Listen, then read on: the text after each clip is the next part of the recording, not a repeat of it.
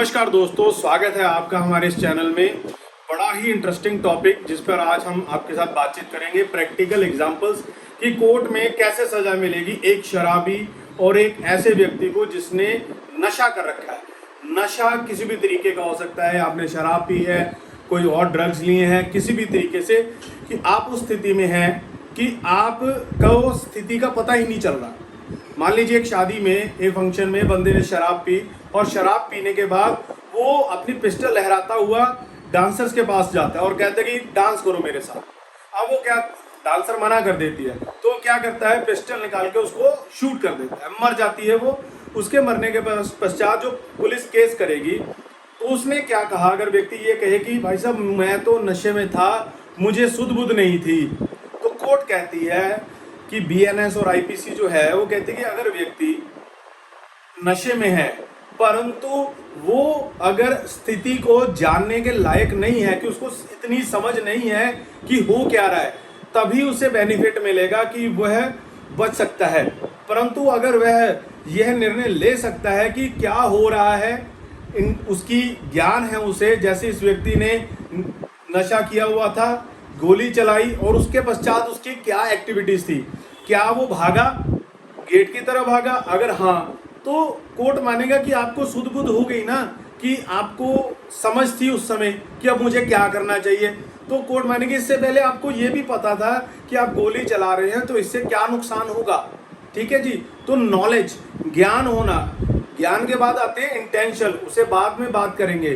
तो आपको उस व्यक्ति को उस समय नॉलेज थी कि अगर वो ऐसे बंदूक लहराएगा दूसरा व्यक्ति डर जाएगा और डर से मेरे साथ हामी भर देगा। तो ये बात थी कंसेंट लेने की, कि आप दूसरे व्यक्ति पे प्रेशर बना रहे थे। तो आपको कोर्ट सजा जरूर देगा, दंड जरूर देगा।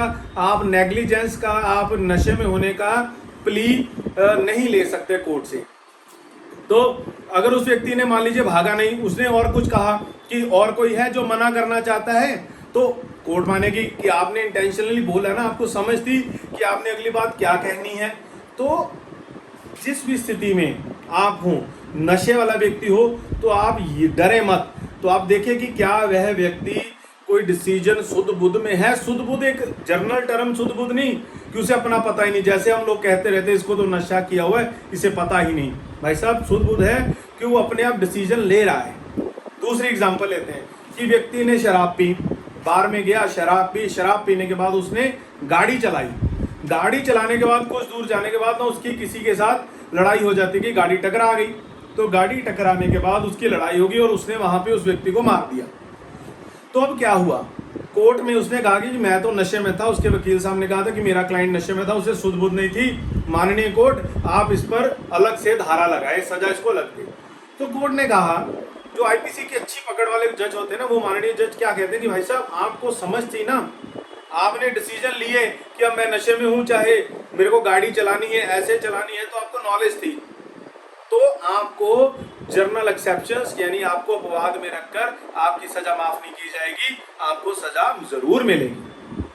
अब ये दो पॉइंट हमने आपके साथ डिस्कस कर दिए, ठीक है।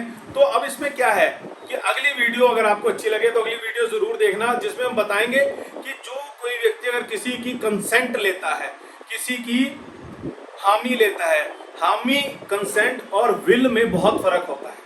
दो बातें होती है कि आपने किसी से हामी तो ले ली, पर क्या उसकी इच्छा थी हामी देने में।